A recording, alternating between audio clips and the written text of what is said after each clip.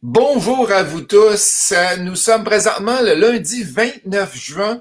Hey, savez-vous quoi? On est rendu à notre centième entrevue. Pour Wow. les gens qui c'est leur première entrevue qui sont avec moi, et c'est Justin Larochelle du motfacile.ca. Je sais qu'il y en a plusieurs qui me suivent chaque matin. Et qu'est-ce que j'ai décidé de faire? Le 16 mars, quand au début du COVID, j'ai décidé, parce que je voyais qu'il y avait plein de gens qui étaient à la maison, j'ai dit, qu'est-ce que je pourrais faire pour aider les gens, leur donner un peu d'informations sur l'immobilier, un peu d'informations sur le COVID. Et finalement, au bout de 2 semaines, il y avait plus grand-chose à dire sur le COVID. Fait que je me suis ramassé à interviewer plein d'entrepreneurs, plein de professionnels, plein de gens dans le milieu de l'immobilier, des présidents d'entreprise, des psychologues. J'ai interviewé plein de gens et j'ai tripé beaucoup à faire ça. On fait notre centième entrevue aujourd'hui. Aujourd'hui, j'ai la chance d'avoir Étienne Boulay qui est avec nous aujourd'hui. Bon matin, Étienne. Hey, salut Ghislain. Écoute, c'est un honneur. Ta centième, wow. Ouais, fait que c'est la centième aujourd'hui, puis on va parler de la vie d'un fonceur. On va parler de qui tu es. Et j'ai eu la chance, les amis, d'avoir mon dernier livre et je me suis mis un signet. La préface a été, attends un petit peu, la préface a été signée par Étienne. Tout un honneur pour moi. Merci, merci Étienne Ben, pour m'avoir accepté de signer mon neuvième livre. merci à toi, Ghislain, d'avoir pensé à moi pour ta préface. L'honneur est partagé, je t'avoue. Merci. Fait que les gens, je vois qu'il y a beaucoup de gens qui sont en train de rentrer là. Je vais attendre encore quelques minutes une minute avant qu'on décolle.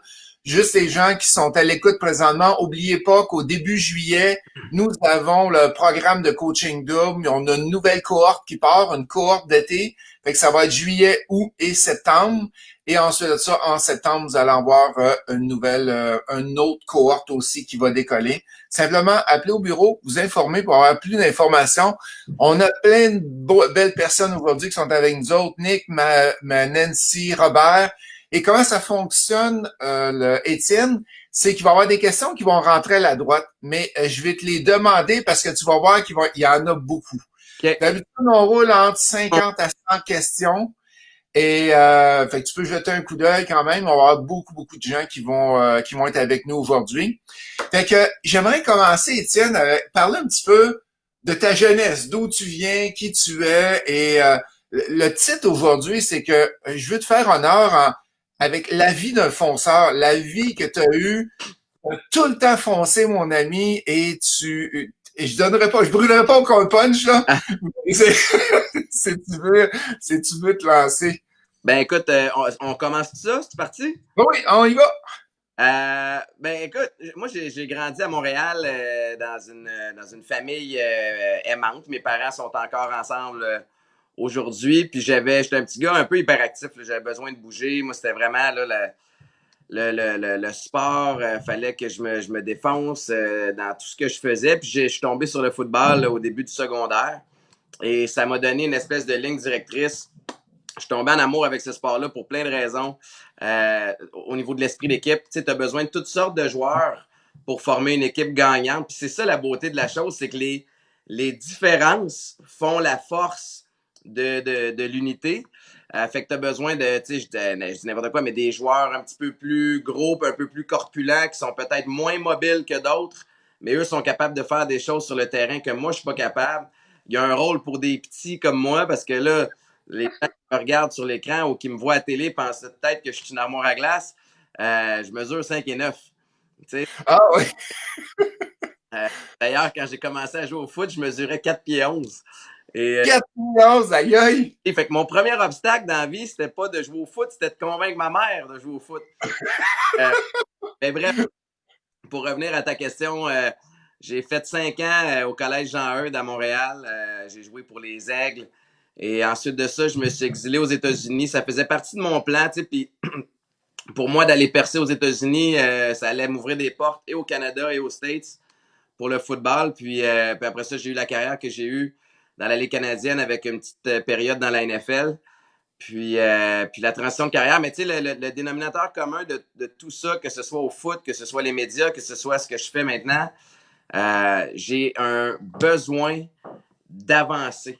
J'ai besoin Oh, d'être meilleur aujourd'hui que j'étais hier ou d'être plus loin, d'avoir plus progressé. Tu sais, fait que pour moi, puis c'est pas tout le monde qui a besoin d'être comme ça, puis c'est correct, mais moi, c'est un besoin que j'ai de sentir que je suis continuellement en train d'aller par en avant. puis quand tu dis avancer, c'est de s'améliorer, c'est pas juste foncer à tête en avant, puis C'est de progresser, puis dans toutes les sphères de ma vie, tu sais, que ce soit au niveau professionnel, au niveau personnel aussi, de sentir que je suis une meilleure personne que j'étais hier ou que tu sais, j'en sais un petit peu plus que j'en savais hier. Puis oui, c'est de la performance, mais en même temps, c'est beaucoup, beaucoup moi avec moi. Et pas seulement moi envers les autres, quoique je demeure quand même un petit peu compétitif, mais c'est un petit peu. vraiment. Puis quand tu parles tantôt tu parlais d'équipe gagnante au football, peux-tu faire le lien avec l'entreprise? Parce que tu disais que au football, il faut qu'il y ait différents types de personnalités, de frames, de personnes. Comment tu vois le lien avec l'entreprise? Les gens qui sont à l'écoute veulent se partir une Ouais. entreprise. Comment tu vois le lien avec l'entreprise directe? Mais il y a des liens. Écoute, le sport m'a formé pour l'entrepreneuriat puis ce que je fais maintenant. Et de un, bien s'entourer. De deux, Ouais. j'ai beaucoup, beaucoup lu dans les dernières années sur l'entreprise libérée. Donc, de laisser faire un peu le schéma vertical, la hiérarchie verticale, puis y aller plus sur un format horizontal. Tu sais, d'empowerer, de donner du pouvoir aux gens qui t'entourent. Tu sais, tes engages, ils ont un cerveau, ils ont une jugeote, ils ont une façon de penser, puis de pas leur imposer ta façon de faire. Puis je me suis beaucoup, beaucoup inspiré du sport. J'ai eu toutes sortes d'entraîneurs, des bons, des moins bons, des phénoménaux. Puis j'ai essayé de voir un peu c'est quoi le dénominateur commun des équipes avec lesquelles j'ai eu du succès. Puis évidemment, ça ramenait toujours au top de la pyramide, puis c'est le coach en chef. Tu sais, t'as beau avoir du talent extraordinaire dans ton équipe, s'il n'y a pas de chimie, puis si ça, Ouais. Ouais. ça se joue dans le dos, puis que ça se met des bâtons dans les roues, tu ne seras pas bon. Donc, c'est la job du leader de s'assurer de créer un esprit d'entreprise qui va être positif, qui va avoir un esprit de compétition aussi à l'interne et à l'externe, mais qui va être sain. Et c'est à ce moment-là que tu t'améliores. Et un coach de football, comment fait-il pour être capable de créer cet esprit d'équipe-là? Et je ne sais pas si c'est vrai, mais j'ai entendu qu'au hockey, il oblige les gens à changer de partenaire d'un chambre quand ils s'en vont dans les autres. Est-ce que c'est vrai au football aussi? Ben, ils ont toutes sortes de façons de faire. Tu sais, au foot, c'est particulier parce que, puis honnêtement, je lève mon chapeau aux entraîneurs de foot, particulièrement chez les pros. Tu as du monde particulier dans des équipes qui arrivent de partout au Canada, de partout aux États-Unis. Tu en as qui arrivent d'Europe, des milieux complètement différents. Tu en as qui arrivent de milieux aisés, tu en as qui arrivent des ghettos qui n'ont jamais eu une scène à leur poche jusqu'à ce qu'ils arrivent pro. Tu en as qui ont des backgrounds un peu fuckés. Et eux autres, l'entraîneur, leur job, c'est au cours d'une saison d'arriver à faire ramer tout ce monde-là dans une même direction, de leur faire croire en quelque chose qui est plus gros qu'eux autres. Puis la plupart, ben, il y en a plusieurs qui réussissent en fait, mais c'est, tu sais, il y a toutes sortes de techniques. Mais nous, je me souviens de Mark Trestman. Mark qui arrivait de la NFL, qui avait fait 19 ans ou 16 ans de coaching dans la NFL, qui est arrivé à Montréal. Puis lui, il obligeait, comme des enfants, pendant le camp d'entraînement, à la cafétéria, le matin, midi et soir, tu n'avais jamais le droit de t'asseoir avec le même monde. Puis, Hey, fait que ça veut dire que t'es Étienne Boulay, t'as des amis, Mathieu Pro, toute la gang, t'as ta petite clique de fête parce que ça fait 5-6 ans que t'es dans l'équipe. ouais, Faut peut-être voir avec un kid qui arrive, puis le kid, lui, il est là pour essayer de voler ta place, tu sais. ouais, Mais en même temps, ça fait quand même une dynamique, le fun, puis t'apprends à connaître les humains, puis c'était ça qui était le plus important, c'est d'apprendre à se connaître en dehors du setting de job.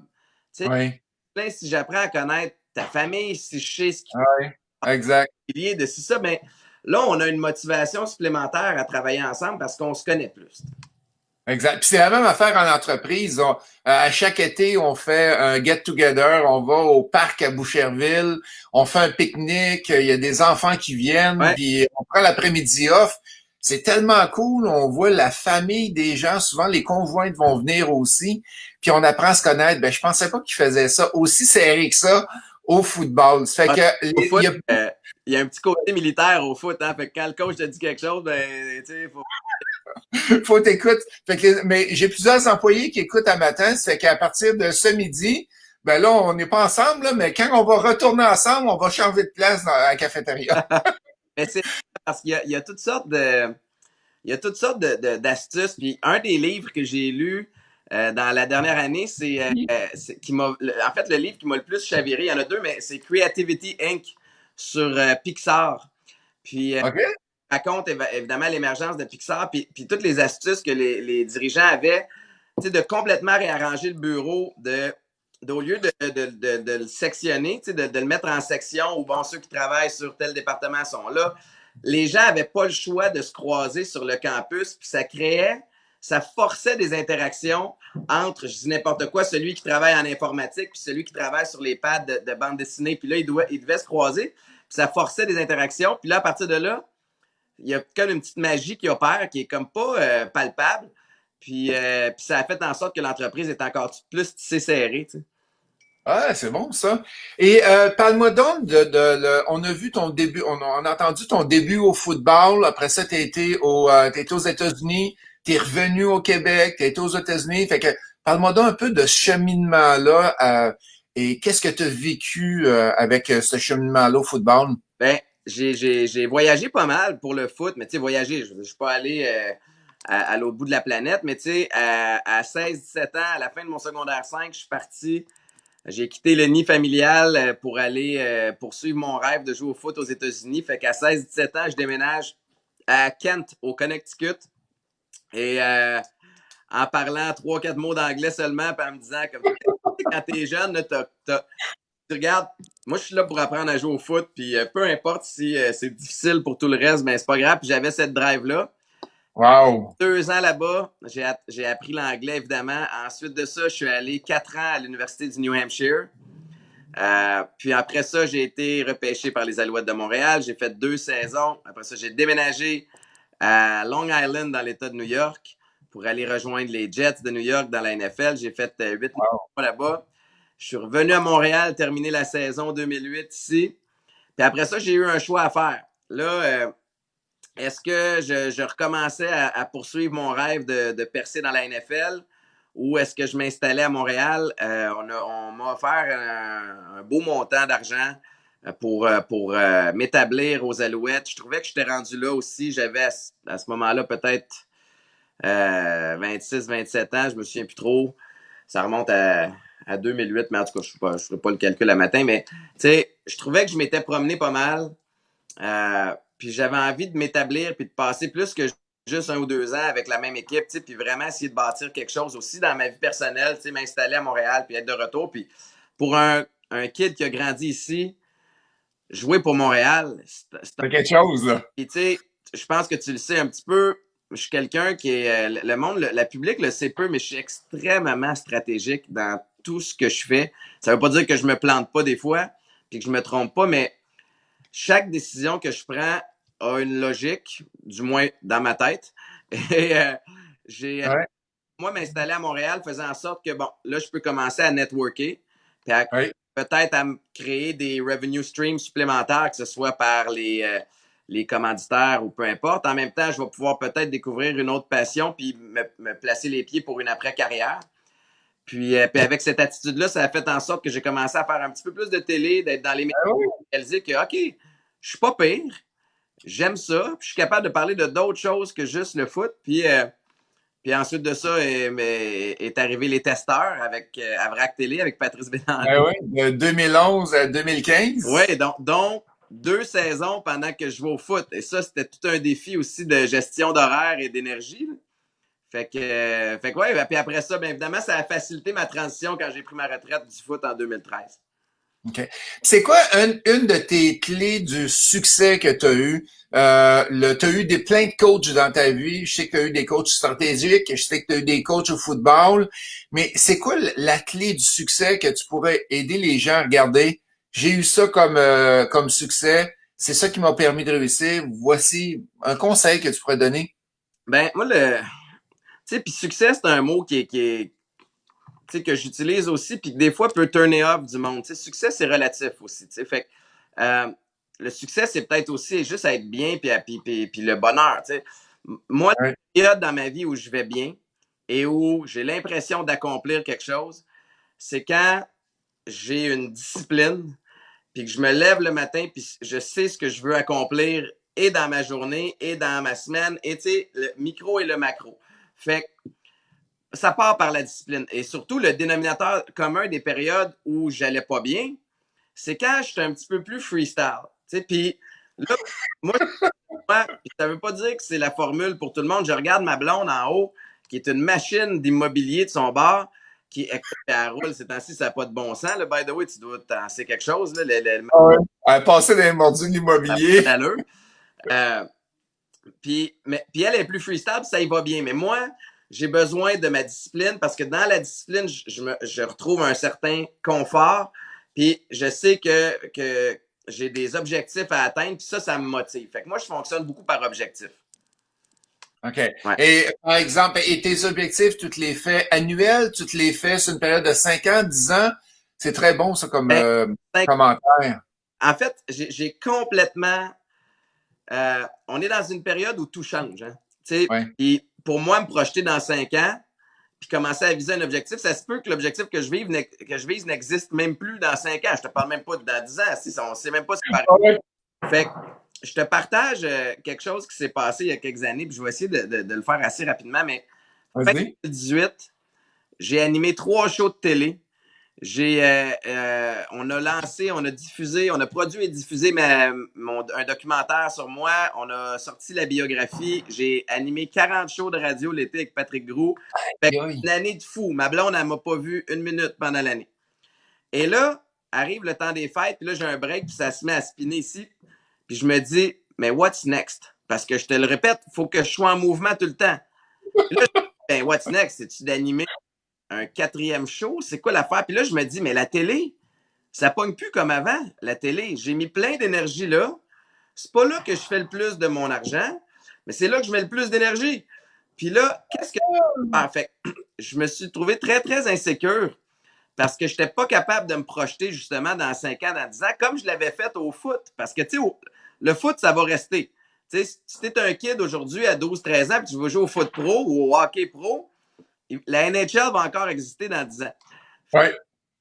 Je me suis isolé dans un chalet 3 jours. Je te le dis, j'ai pas été à la maison de l'année en 2018. Je suis allé voir ma blonde. J'ai dit, Micah, faut que je m'en aille. Quoi? Fait que j'ai laissé ma blonde toute seule avec les kids. Je suis parti 3 jours dans un chalet. Elle connaît le personnage. Là, elle savait qu'il fallait qu'elle me laisse tranquille.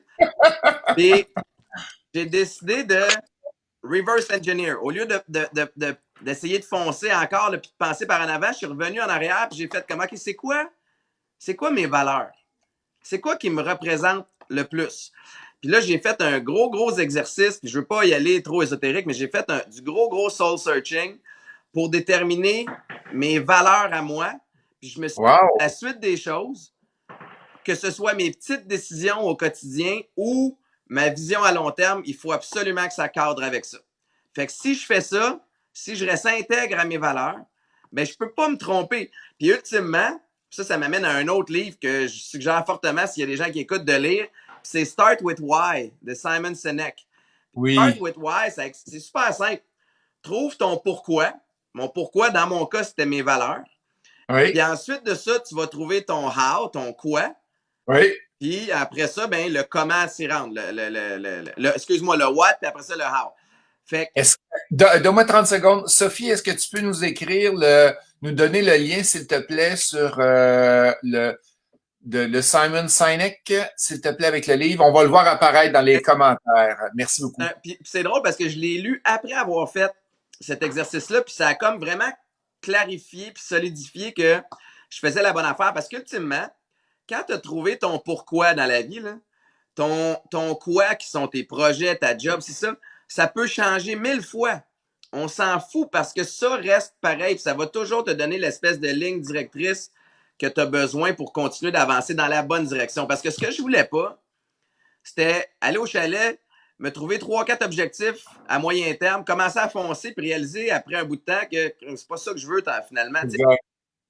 Une chose que je fais de bien, c'est que je travaille fort.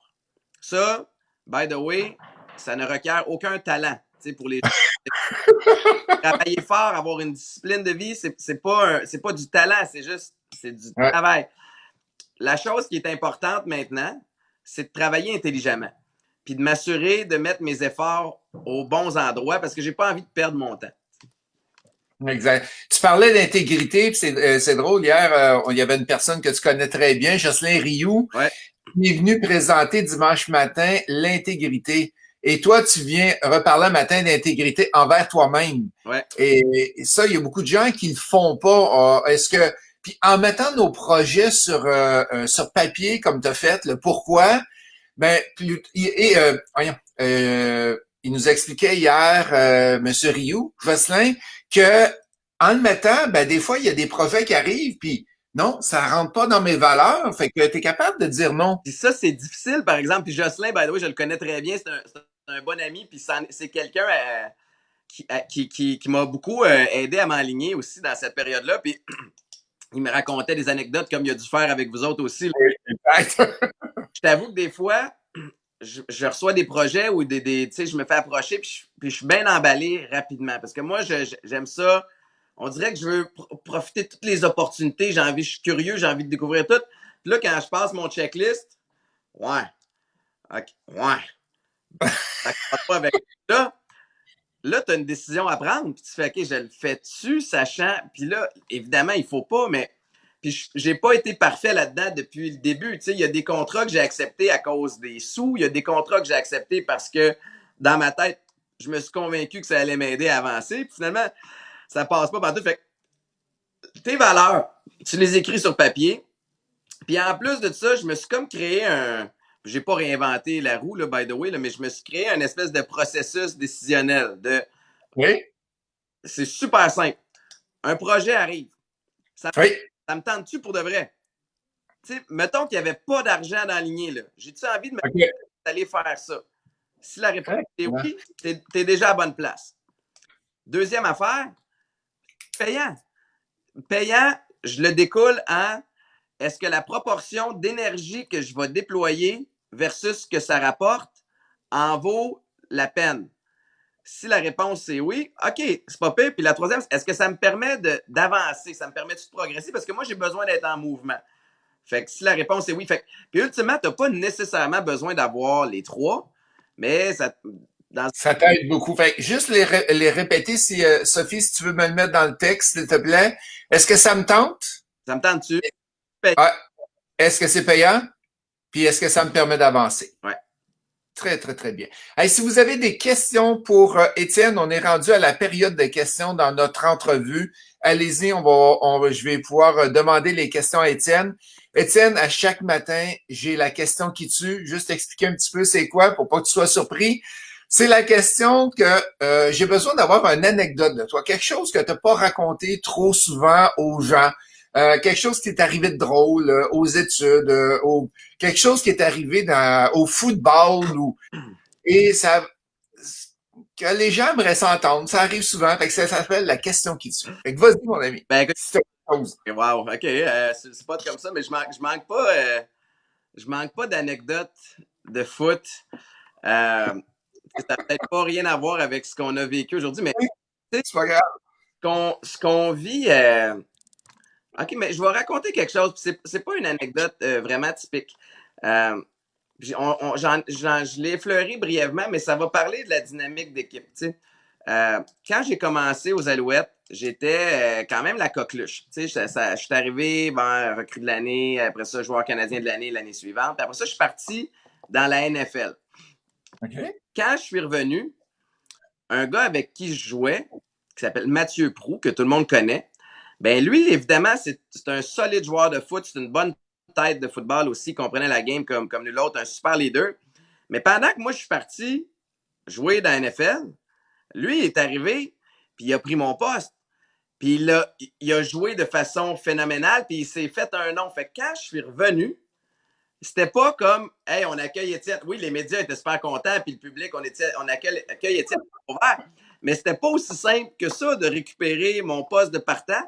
Puis la vérité, c'est que j'ai jamais été capable de le récupérer à 100% parce que Mathieu était tellement rendu bon qu'on a dû, lui et moi, alterner sur le terrain pendant longtemps, ce qui rendait l'équipe plus forte, mais ce qui était très, très difficile à gérer, et pour lui et pour moi. Ouais. Et ça m'amène à parler de compétition. À travers cette compétition-là, on est devenu de bien meilleurs joueurs, évidemment, parce que tu sais, il y a toujours un gars qui te souffle en arrière dans le cou, puis que si tu peux pas te permettre de n'échapper une, tu peux pas te permettre de mal jouer. Mais au-delà de la performance sur le terrain, je pense honnêtement qu'on est devenu des meilleurs hommes à cause de ça. Parce qu'au début, pas qu'on s'aimait pas, on s'aimait beaucoup, mais ça aurait été facile pour nous qu'une compétition malsaine s'installe, puis que je lui souhaite du tort, puis que lui me souhaite du tort. Puis à un moment donné, nos familles qui nous aiment, puis qui vont nous défendre à tort et à travers, peu importe ce qui arrive, ils vont être là. Quand Mathieu jouait moins bien, mais ma gang faisait, ben là, tu devrais avoir ta place. Quand moi, je jouais moins bien, sa gang disait, ben là, ça devrait. Puis à un moment donné, on les a, chacun de notre côté, fait comme, hey, ça va faire. C'est quoi? C'est mon ami, c'est mon coéquipier, j'y souhaite du bon. Puis si lui joue bien, moi, je vais bien jouer. Puis cette compétition-là a fait de nous, en tout cas, on a grandi là-dedans. Puis ça a vraiment quelque chose je pense que de toutes les facettes humaines que la game m'a amené, celle-là, c'est drôle parce que des fois, j'y pense pas souvent, mais ça m'a vraiment forgé sur la compétition saine. Puis il y a une solide différence entre une compétition malsaine et une compétition saine. Oui. Évidemment, j'espérais mieux jouer que lui. Puis en même temps, on a compris que ultimement, ceux qui vont décider qui joue et qui joue moins, ça va être les coachs. C'est ni lui ni moi. Fait qu'on est aussi bien de s'entraider puis d'avoir du fun puis d'apprécier le processus au lieu de jouer En vrai. destination. Fait que ça, c'est ma petite anecdote pour vous autres. Ça peut être dans le business autant, là. Ben ouais. Moi, tu m'entendras jamais parler de la compétition de mauvais. C'est pas la façon de faire. Chacun a ses forces et ses faiblesses. Et que ça soit dans n'importe quel domaine. On en a chacun besoin. Faut quand même, je pense qu'il faut pas faire semblant que ça n'existe pas, par exemple, la compétition. Non, On est non. dans un sport, on est dans un sport, on est dans la vie qu'on est, dans laquelle on vit, c'est très axé sur la performance. Tu sais, depuis la petite école, tu sais, on a des notes, on compare les notes, après ça, les meilleurs sont acceptés dans telle place. Tu sais, fait qu'on peut faire semblant, là, on peut faire semblant que ça n'existe pas en compétition, puis que si ça. Non, Chris, il y en a. Dans tout. Ouais. Il y en a partout. Exactement. C'est d'être bien là-dedans, là, puis de trouver ton edge à toi. Tu sais. Si tu avais quelque chose à refaire dans ta vie, là, et tu referais exactement la même affaire, là, on te permet de faire du back to the future, de retourner en arrière. Ça serait quoi une des choses que tu referais exactement pareil? Je serais plus intelligent avec mon argent. Ouais, c'est drôle, puis je pense beaucoup à ça ces temps-ci. Depuis mes j'en ai fait de l'argent. Puis malheureusement, tu le sais, c'est pas comment que t'en fais, c'est comment que t'en gardes. Reste! C'est ça! Et j'ai dépensé en tata parce que j'étais jeune, puis parce que, écoute, je pourrais me trouver toutes les excuses du monde, puis j'avais envie de flasher, puis j'aimais sortir, puis j'avais des tendances. Ensuite de ça, j'ai développé une dépendance à l'alcool puis aux drogues, ce qui est très coûteux. J'ai fait faillite en 2014, puis j'ai réussi à me refaire une belle santé financière, ce qui est extraordinaire. Wow! Bravo! Bravo de partager ça aujourd'hui. Grande différence aujourd'hui, c'est que je me pose souvent la question, est-ce que c'est une dépense ou c'est un investissement que je fais présentement? Puis ces temps-ci, surtout avec la COVID, ben, l'argent est sorti plus qu'il est rentré. Mais c'était très, très stratégique pour moi parce que je me suis dit, en temps de crise comme ça, moi, je vais double down. Je refuse, à part sur le terrain de foot, je refuse de jouer defense. Je veux être en attaque. Puis j'investis en moi, j'investis en mes projets, j'investis dans le futur. Mais j'aurais aimé ça peut-être avoir ce réflexe-là plus jeune. Puis en même temps, j'aime pas ça penser de même parce que, Colin, le fait que je me sois planté fait en sorte que j'ai une expérience. Aujourd'hui? Exactement, c'est ça. Ah, tu sais. Hein, on dit tout le temps que les échecs nous forment et nous améliorent encore plus. Parce que si tu prends pas de risque dans la vie, qu'est-ce qui arrive? Ben oui, Ben, tu restes dans ton petit cochon, dans ta petite zone de confort, puis tu réussis pas à avancer. si tu as C'est quand... erreur aujourd'hui, c'est que tu n'as pas essayé quelque chose de nouveau. Exactement. Exactement. Puis, C'est ça, il faut aller chercher. puis ça, Ghislain, tu touches un point qui me passionne, puis c'est le mindset. Il y a des gens qui vont vivre des atrocités, puis c'est hors de leur contrôle. Alors, comment ça se fait qu'il y en a qui, eux autres, peuvent utiliser ça comme tremplin pour se propulser, puis devenir une meilleure personne, puis vraiment se positionner de façon extraordinaire, puis il y en a d'autres qui s'écroulent. Et la différence, elle réside ici. Exact. Les mêmes faits, la même situation vécue de deux angles différents ou vue de deux angles différents vont donner deux résultats différents. Puis moi, avec les problèmes de dépendance, puis toutes les conneries que j'ai faites avec ça, à un moment donné, j'ai choisi d'accepter ça, puis de faire comme, ben, OK, fuck it. Ça fait partie de qui je suis. Puis ça, Ah ouais. fait tourner, prendre une situation négative, puis la transformer en situation positive. Puis il y a une histoire que j'ai lue d'un livre à un moment donné. Demandez-moi pas le titre du livre. Le père est alcoolique et il y a deux enfants. Il y a un enfant qui se retrouve alcoolique.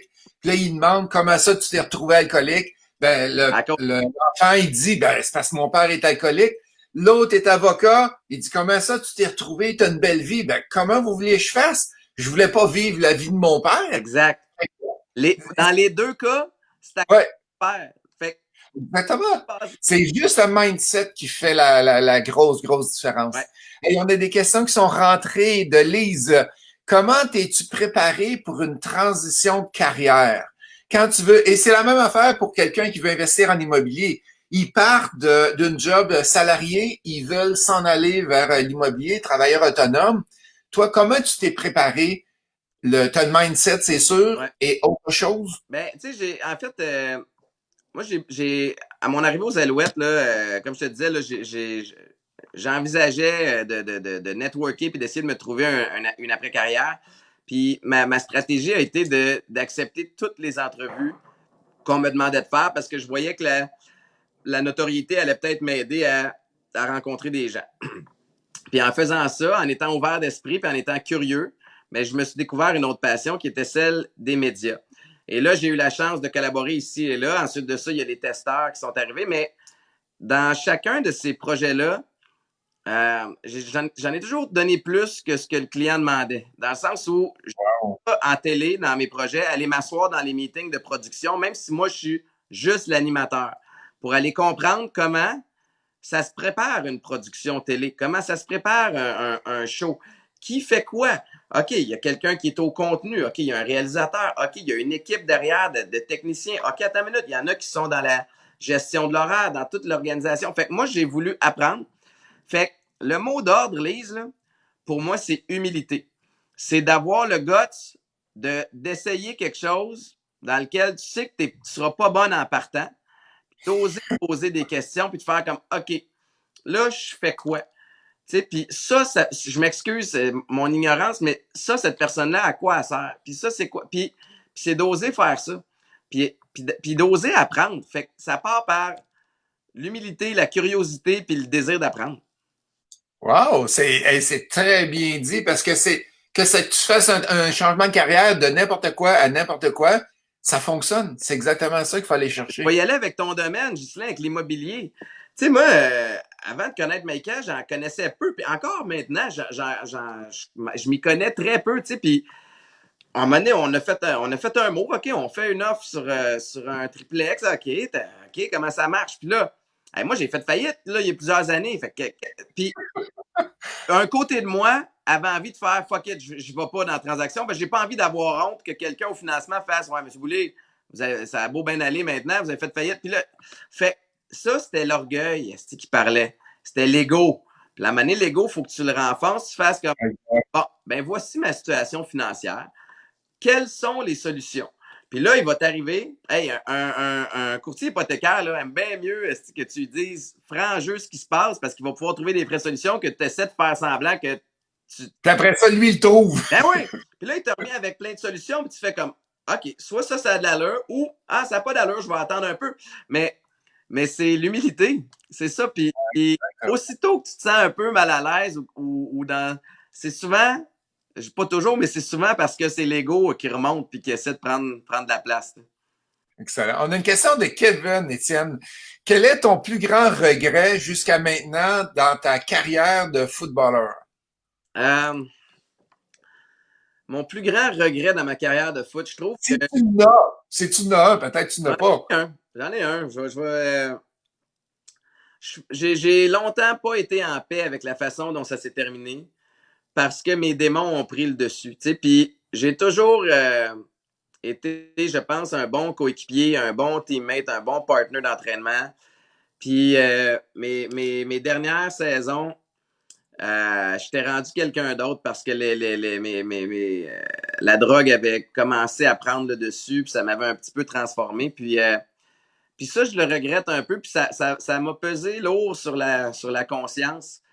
Parce que je prône l'esprit d'équipe. En fait, je vous parlais de valeurs tantôt. Une des valeurs les plus importantes pour moi, c'est de travailler en équipe. C'est le contact avec la proximité avec les autres. Puis de savoir que pendant un bout de temps, j'étais un petit peu plus paquet de troubles que quelqu'un de nourrissant au sein de l'organisation. Ça m'a fait. J'ai un petit peu de regret face à ça. Mais encore une fois, je m'apitoierai pas sur mon sort bien longtemps. Transformer ça en quelque chose de le fun.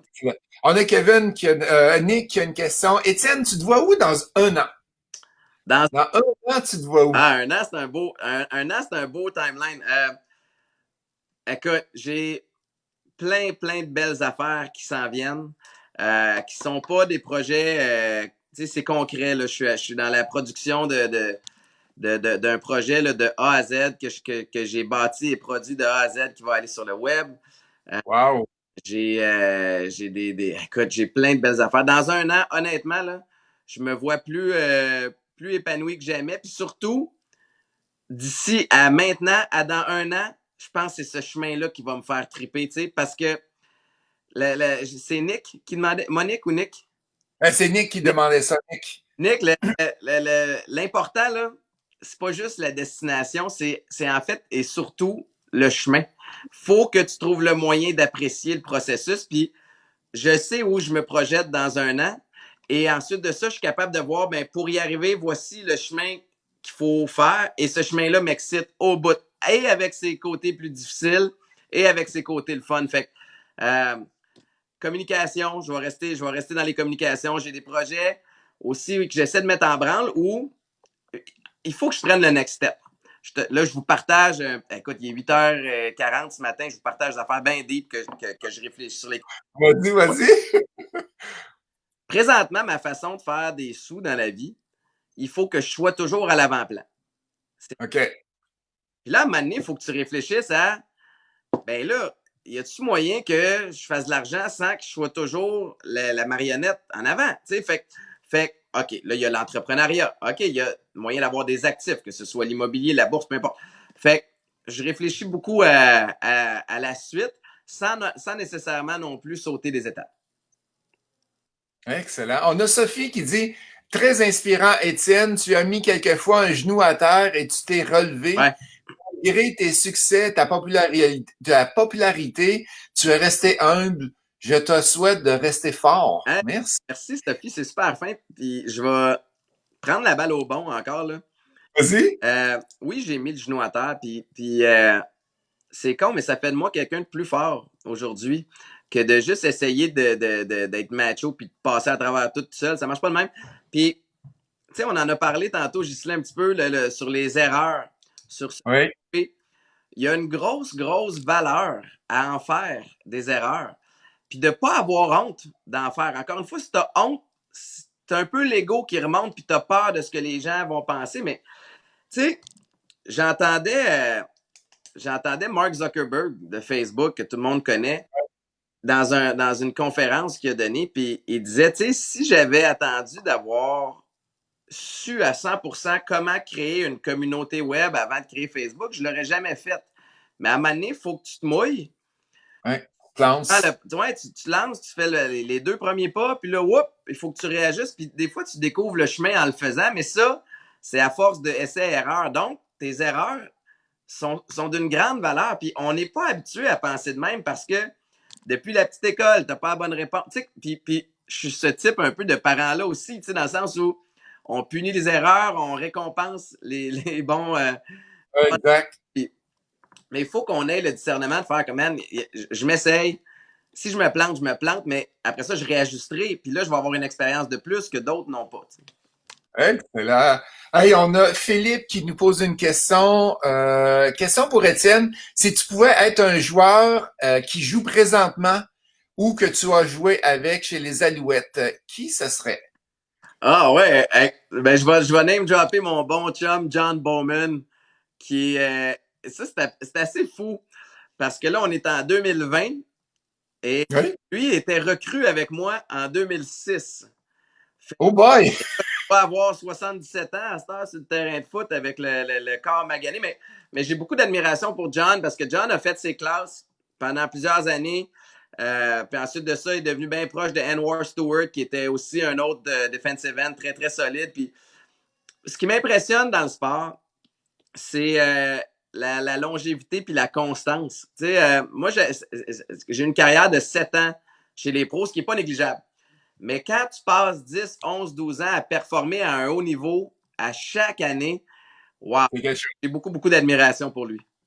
Ah ben merci.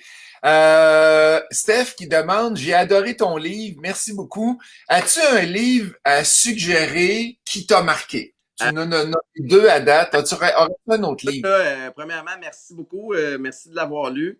Ça a été pour moi une façon de, de, de, de tourner la page sur mon passé puis de regarder en avant là, une fois pour toutes. Mais les deux derniers livres que j'ai lus, là, ben, j'en lis plusieurs, mais ceux qui m'ont le plus marqué dans la dernière année, Start with Why de Simon Sinek, que j'ai name droppé tantôt, puis Oui. Creativity Inc. sur l'histoire de Pixar. Je les ai peut-être. Hey, on voit que t'en lis des livres. En tout cas. Mais c'est deux livres extraordinaires sur trouver son pourquoi, évidemment. Bon, ben, puis je pense que les deux sont offerts en français aussi. Mais c'est deux livres phénoménaux ce qui est intéressant dans Pixar aussi, c'est toute la vibe qu'ils ont créée pour l'esprit d'équipe. Et ensuite de ça, comment ils ont géré la croissance. Parce que, créer un bel esprit d'entreprise, c'est une chose qui est déjà pas facile en soi. Mais ensuite de ça, gérer la croissance puis s'assurer de garder le même esprit, ça devient très, très difficile. Puis ils nous partagent leurs bons puis leurs moins bons coups. Puis j'ai beaucoup aimé ça. Excellent, merci. On a Sonia Fortin. Bon matin, Sonia. Elle dit, Étienne, j'adore ton positivisme. On a Julie, excellente entrevue, super inspirant, merci. Nancy qui te dit, entièrement d'accord avec toi, Étienne, tu es une belle personne qui ne cesse de s'améliorer. Je passerai plus dans le cadre de porte. Ah, c'est ça! Louis-Olivier qui dit, bonjour à vous deux. Étienne, j'ai une question pour toi. Quel a été le point tournant de ta carrière? En pensant, merci Justin pour ton programme Les Secrets, qui est un très bon début pour apprendre l'immobilier. Et félicitations à Étienne pour ta belle carrière. Quel a été ton point tournant de ta carrière? Hein? Louis-Olivier demande ça. Écoute, point tournant. Je je le sais pas. Je pense que je pense pas qu'il y a un événement en particulier. Ça serait facile de dire les coupes Grey puis les testeurs puis c'est ça, mais je pense. Ouais. Moi là, mon histoire c'est pas un.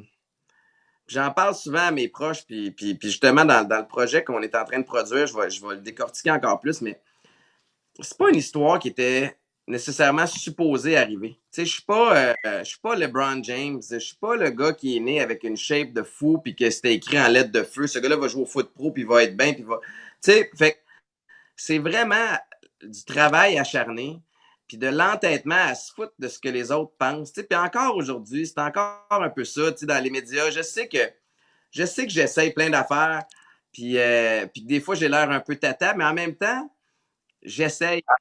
Ah ouais. Ouais. Surtout, j'essaye en analysant après, OK, ça pogne-tu, ça me ressemble-tu. Puis après ça, fait que moi, d'oser faire du essai-erreur. Fait que ça part plus je pense que la réponse à ta question, c'est plus par rapport à l'attitude qu'à un point en particulier. Puis c'est ça qui fait que je réussis à trouver mon compte, peu importe la situation. Ok, je suis. On a une question de Rémi. As-tu un conseil pour garder un bon équilibre entre la famille et les innombrables heures de travail?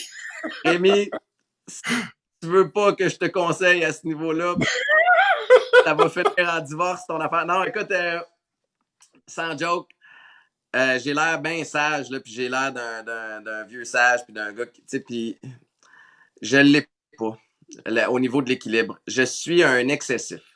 Et ça, je suis excessif dans tout ce que je fais. Ce qui fait que euh, j'en échappe, tu sais, des fois au niveau de l'équilibre. Tu sais, puis je suis avec une femme qui m'accepte comme ça, heureusement, parce que je pense honnêtement que la plupart des femmes n'accepteraient pas d'être avec un gars comme moi parce que je suis un peu fou ces bars. Puis puis j'aime ça, être de même. Puis j'ai pas envie de changer. Fait que moi, je passe beaucoup de temps avec les enfants.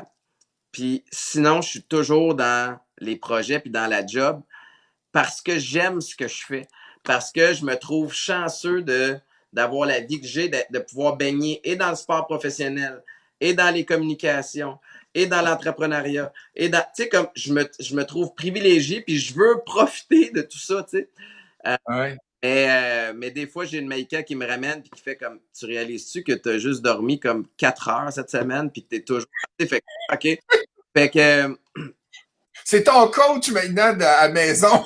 tu sais, puis Maïka est comme moi aussi, elle est super ambitieuse, elle est super carriériste, puis elle est très, très groundée famille. Fait que nous autres, la vie de couple est quasiment non existante, tu sais, mais notre dynamique, elle fonctionne. Fait que, Rémi, ne te fie pas sur moi. OK?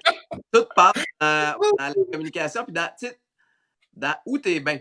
Si t'es pas bien à la maison, si t'es toujours à la job parce que t'es pas bien à la maison, là, tu as peut-être des questions à te poser. T'sais. Fait que si t'es toujours à la job parce que tu n'as pas besoin d'être à la maison, ben ça, c'est une autre affaire. Mais ultimement, il faut que tu sois capable de t'écouter. Tu sais, moi, c'est avoir du self-awareness, là, apprendre à se connaître puis réaliser les signes précurseurs de fatigue, entre autres, c'est super important parce que ça va m'arriver, moi, des fois, autant j'ai l'air du gars le plus crinqué de la planète, il y a des après-midi où je suis étourdi puis je fais comme, ouf, OK, j'ai pas mangé, j'ai pas si ça, je vais prendre, c'est quoi, je vais aller me reposer un peu ou je vais aller fumer un petit cigare dehors, me déposer. Tu sais, juste faire de quoi pour moi, là. Je me Ah, ça, de ouais. et là, j'ai plus accès à des 4 heures de temps pour, avec les enfants, mais bref, c'est de reconnaître les signes, tu sais, puis d'arrêter d'essayer de foncer comme un épais. Écoute-toi, puis tu vas pas te tromper. Stéphane qui demande, quand tu as joué universitaire, c'était quoi le métier que tu as étudié à l'université? Ah, j'aime ça, cette question-là, parce que ça m'amène à quelque chose de bien, bien cocasse. Merci Anne, pour la question. J'ai étudié en kinésiologie avec Ben oui. absolument aucune intention de devenir kinésiologue. Et la seule raison pour laquelle j'ai étudié là-dedans, c'est parce que moi, j'étais toujours le premier arrivé dans le gym puis le dernier sorti. Fait que je faisais toujours de l'extra. Tu sais, nos coachs nous gardaient, mettons, 2 heures. Moi, j'en Ouais. faisais des heures supplémentaires. Fait que je me suis dit, en étudiant la kinésiologie, je vais être capable de comprendre ce que mes coachs me font faire. Puis comme ça, l'extra que je vais faire va être cohérent avec, tu sais, je n'irai pas à l'encontre de ce que mes coachs me demandent. Fait que, ultimement, ça va m'aider à mieux performer. Puis je vais me rapprocher de mon objectif de jouer pro. Fait que tout ce que je faisais pendant 4 ans dans mes études, c'était pour m'aider à jouer pro. Puis en même temps, c'est un safe bet dans le sens où si j'échouais à mon objectif de jouer pro, ben je serais quand même sorti de là avec un diplôme. Wow, c'est bon comme, comme objectif. Hey, j'aimerais ça que tu nous parles un peu d'entrepreneuriat. Est-ce que c'est facile de devenir un entrepreneur? Parce qu'il y a beaucoup de gens à l'immobilier qui veulent devenir un entrepreneur. Et ça serait quoi les trois qualités majeures que tu vois d'un bon entrepreneur qu'il devrait avoir? Ben, On a parlé de discipline tantôt, je suis ouais. sûr que tu vas venir avec ça. Et les deux autres. Tu sais, moi, je me considère pas comme un entrepreneur au sens propre, mais en même temps, depuis le début de ma carrière, que je me vois comme un brand. Et je me dis, je dois me bâtir mon brand à moi, le brand Étienne Boulay, puis ce Oui. qui vient avec, c'est-à-dire, il y a du démarchage, il y a du marketing, il y a du, tu sais, il y a les réseaux sociaux qui te servent de vitrine. Il y a Ouais. une équipe derrière ça. Il y a un an, j'ai décidé de quitter l'agence avec laquelle je travaillais parce que je voulais me bâtir ma propre équipe. Fait que c'est-à-dire m'engager une employée à temps plein. Fait que toute cette gestion-là. Il y a tu sais, en tout cas, mais c'est le fun, c'est trippant, puis c'est d'apprendre à tous les jours. Et c'est stressant aussi par moment, surtout tu sais, au début du COVID, là, au début de la COVID, là, tu as un employé à temps plein, tu as des investissements, tu as des dépenses, tu as des trucs qui rentrent, puis tu fais comme OK, t'as beau à un moment donné, je pas nécessairement un gars de chiffre, mais je suis capable de compter, puis je fais comme OK. Puis, mais il y a vraiment des beaux défis là-dedans. L'immobilier, tu sais, les gens sont quand même chanceux dans le sens où ils sont privilégiés. On a un gars comme toi qui partage ses connaissances. Ouais. Tu sais, qu'il fait aussi sans prétention. C'est pas faites ci, faites ça, puis si ça, tu sais, comme donnez-vous le temps d'apprendre. Puis c'est drôle, je me fais rire à donner ce conseil-là parce que je suis pas le gars le plus patient. C'est con, mais au cours d'une journée, là, vous pouvez pas savoir combien de fois je me répète, hey, reste calme. Juste pour pas précipiter de décision, juste pour me permettre de. Des fois, il faut juste digérer l'information que tu as puis qu'elle fasse son bout de chemin dans ta tête pour que tu trouves ta réponse. Mais osez essayer. Puis ce qu'il y a de le fun avec l'immobilier, c'est que ça n'a pas besoin de devenir votre temps plein tout de suite. Tu sais, Oui, moi, oui. un grand fan euh, de préparer tranquillement une sortie ou préparer tranquillement une transition si ça vous le permet. Excellent. Hop, ça a coupé. En attendant que le son revienne, n'oubliez pas, si vous aimez l'entrevue, cliquez sur j'aime, cliquez sur un pouce vers le haut. On a eu une superbe centième entrevue. Je ne t'entends plus, Étienne. Non, on dirait qu'il y a un message, il y a un texto ou quelque chose qui est arrivé. Ah, fait qu'il va se reconnecter et il va être capable de revenir. C'est arrivé avant le début d'entrevue. Tantôt, j'ai eu toute l'équipe d'Imo Facile qui m'ont souhaité une bonne centième tout de suite en débutant. Merci à Christine, la directrice générale, de l'avoir donné au nom de tout le monde. C'est très, très apprécié. Et on est de retour avec Étienne dans 3 secondes. Hey, Hey, je suis tellement désolé. Je vais vous dire, je me mets une limite d'1 heure par jour de réseaux sociaux, puis là, je l'ai busté. Fait que.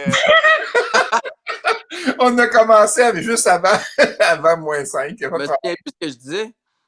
Tu es en train de parler des trois qualificatifs pour être un bon entrepreneur, la discipline, oser et se préparer aussi. Comment être capable de se préparer, puis d'y aller lentement. Puis là, tu Ouais, parlais de ton calme, que tu étais obligé de te dire, de te calmer plusieurs fois par jour. ouais, c'est d'être patient envers soi-même. Puis là où j'allais, surtout avec l'immobilier, c'est que ça peut être un sideline pour un petit bout de temps.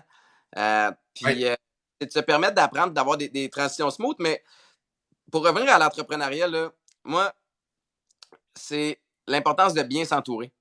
Fait que l'employé que j'ai engagé l'année dernière est phénoménale. Puis elle a des aptitudes que moi, j'ai pas. Fait que c'est d'être capable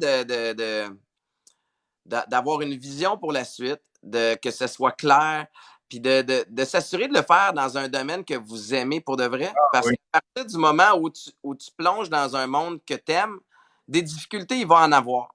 Mm. Des obstacles, c'est inévitable. Il n'y aura jamais un chemin bien smooth. Mais quand tu aimes vraiment ce que tu fais, puis quand tu es passionné, ben ça te donne l'énergie puis la motivation de passer à travers les périodes un petit peu plus rough et un petit peu plus difficiles. Alors que si tu te fais chier tout le long, excusez le langage, ben, Ouais. plutôt que là, tu as une bad luck, ben là, tu vas avoir le goût d'abandonner. Puis avec raison, Colin, parce que tu n'aimes pas ça. Fait que trouvez-vous un domaine qui vous fait triper, un domaine qui est. Tu sais, l'immobilier, là, c'est pas facile, mais c'est accessible. Puis, il y a de l'information partout. Il y a des gens comme toi qui sont super pertinents puis qui ont la gentillesse d'offrir leur savoir. Puis, je vais dire, comme je dis tout le temps quand je suis en conférence, faites pas tout ce que j'ai fait, là. Écoutez ce que je vous dis. Puis, si là-dedans, il y a juste une petite partie que vous pouvez piger, puis appliquer à votre façon chez vous, ben go, tu sais, fait que moi, je partage mes affaires comme toi, tu le fais. Ouais, Là, après ça, les gens, ben prenez ça, digérez-le, puis appliquez-le à votre façon ou pas, ça vous appartient. hey, c'est très, très, très bien dit. Il nous reste à peu près 2 minutes d'entrevue. J'ai beaucoup de gens qui sont là, qui nous félicitent pour la 100e entrevue. Et Étienne, tu es très généreux, humble avec nous ce matin. C'est très inspirant. Sophie qui dit qui t'entoure en termes de staff. Je sais que tu as sûrement pas de coiffeur, mais ton dream team, la réussite, c'est quoi? Euh, là, j'ai une employée à temps plein. J'ai beaucoup de sous-traitants, là, en termes de, bon, des gens que, mettons, pour les productions, là, j'essaie de parler vite parce que je sais qu'on n'a pas beaucoup de temps, mais pour les prods web, télé, etc., fait que j'ai des gens que j'engage qui sont souvent les mêmes personnes, juste parce que il y a un rapport professionnel qu'on se connaît, on sait comment on travaille, etc. Puis là, j'étais après penser à la croissance aussi de l'entreprise. C'est à savoir, OK, qu'est-ce que j'ai besoin?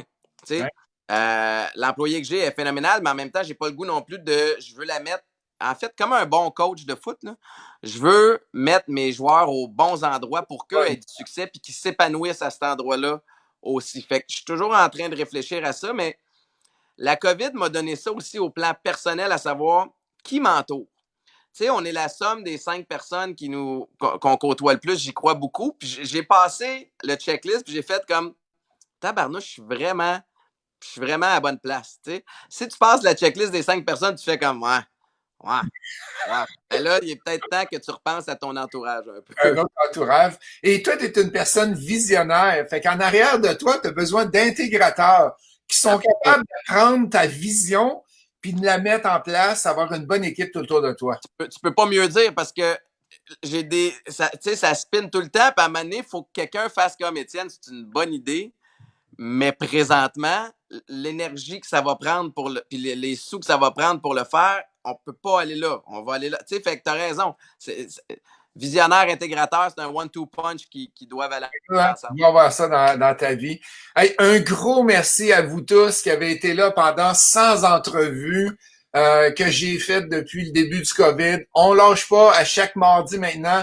Je vais continuer avec une entrevue durant l'été. On va réévaluer le tout à l'automne, comment on va faire ça. Merci, Étienne. T'es Merci tellement beaucoup. inspirant. C'est incroyable. J'ai appris à te connaître aussi ce matin. Merci, je sais pas comment le dire. Ben écoute, je te remercie puis félicitations pour tes 100 entrevues. Puis là, je vais m'abonner. Tu vas voir, je vais être là tous les mardis matin. Là. Excellent. All Euh, right. reste en ligne avec moi, Étienne. Je dis merci à tous. Si vous avez aimé l'entrevue, donnez-nous un pouce vers le haut. Si vous voulez, là, on n'aura plus une entrevue à chaque matin. Fait qu'est-ce que je vous conseille, c'est d'aller cliquer sur J'aime Imo Facile pour que lorsque je viens live, que vous puissiez avoir directement avoir une notification qui appelle ça pour que ça vienne dans votre fil d'actualité et avoir la notification. Merci la gang. Merci à toi, Étienne. Je vous laisse. On se voit mardi prochain et reste avec moi, Étienne. Merci. Yes.